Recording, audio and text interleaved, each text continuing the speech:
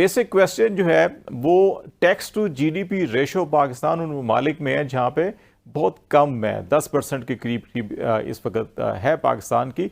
इसको बढ़ाने के लिए एक तो भी गवर्नमेंट इमीडिएटली ये कर रही है कि जितने भी नॉन फाइलर्स हैं और उनका जो थर्ड पार्टी डाटा की हासिल किया जाएगा, नादरा से फैसिलिटी भी ली जाएगी। और जो इस कैटेगरी में फॉल करते हैं कि जिनको टैक्स रिटर्न या टैक्स देना चाहिए नहीं दे रहे, तो उनके बिजली के, गैस के जो कनेक्शन है मुनक़ता कर दिया जाएंगे या उनकी टेलीफोन सिमें ब्लॉक कर दी जाएंगी। क्या आप समझती हैं कि यही इसका हल है या इसके साथ साथ कुछ और करने की भी ज़रूरत है? इसमें तो कोई दो राय नहीं है कि हमें अपने टैक्स नेट को बढ़ाने की ज़रूरत है। मगर मसला ये है कि पाकिस्तान की हुकूमतें जब भी टैक्स नेट को बढ़ाने की बात करती हैं, तो वो ज़्यादातर जो लोग ऑलरेडी टैक्स नेट में हैं, उन पे मज़ीद बढ़ाने की, टैक्स के और मज़ीद डालने की कोशिश करती हैं। और वो कभी भी ये कोशिश नहीं करती हैं कि जो दौलतमंद लोग हैं, उनको टैक्स नेट में लाया जाए। अभी भी देखिए, पाकिस्तान गरीब मुल्क नहीं है। पाकिस्तान में बहुत दौलतमंद लोग हैं, मगर उनको टैक्स नेट में नहीं लाया जाता है। और क्योंकि हुकूमतें जो हैं वो खुद भी दौलतमंद तबकों से ताल्लुक रखती हैं, तो वो ऐसे कोई काम नहीं करती जिसमें वो भी कंट्रीब्यूट, उनका भी कुछ मतलब कंट्रीब्यूशन हो। दौलतमंद तबके हैं मगर उनको लाया नहीं जाता। और मुझे पूरा यकीन है कि अभी जब गवर्नमेंट ये करेगी ये इक़दामात, तो उसमें भी मिडिल क्लास को ही टारगेट करेगी। और दूसरी बात यह है कि गवर्नमेंट्स के, देखिए, लोग खुद भी टैक्स खुशी खुशी दें अगर ये पता चले कि ये टैक्स किस तरह खर्च हो रहे हैं। आप देखिए, अभी भी जो भी हुकूमत आती है, चाहे उसका ताल्लुक किसी भी सियासी जमात से हो, वो अपने तायुशात पे कोई भी कदगन नहीं लगाते। वो उसी शाहाना तरीके से रहते हैं।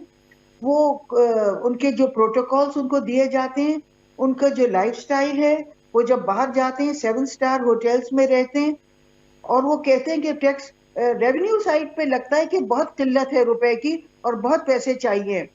एक्सपेंडिचर साइड पे जिस तरह से ये पैसे खर्च करते हैं, तो लगता है कि बहुत वाफिर मकदार में इनके पास रेवेन्यूज हैं और पैसे की कोई कमी नहीं है। बहुत खुले हाथ से अपने ऊपर खर्च करते हैं और अपने शाहाना तरीकों पे और अपने रहन सहन पे।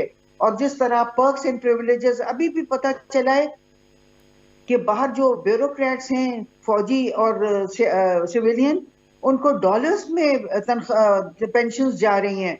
देखिए, इससे पता चलता है कि कितने हम नॉन सीरियस हैं इस मुल्क के माशी मामलात को हल करने के लिए। अगर आपके पास डॉलर्स की इतनी कमी है और आप रिटायर्ड लोगों को डॉलर्स में पेंशन भेज रहे हैं क्योंकि वो बाहर सेटल हो गए, आपको ये नहीं करना चाहिए। आपको उनको रुपए में पेंशन दें। अब अगर वो उसको जो भी चाहे करें, यहाँ जमा करें या जो भी, दैट इज देयर प्रॉब्लम। मगर ये स्टेट की प्रॉब्लम नहीं है कि वो उनको डॉलर्स में पेंशन मुहैया करे। इसी तरह और भी तायुशात हैं, जिस तरह ये लोग रहते हैं। आप इनके लाइफ स्टाइल्स देखिए, आप इनके प्रोटोकॉल्स देखिए।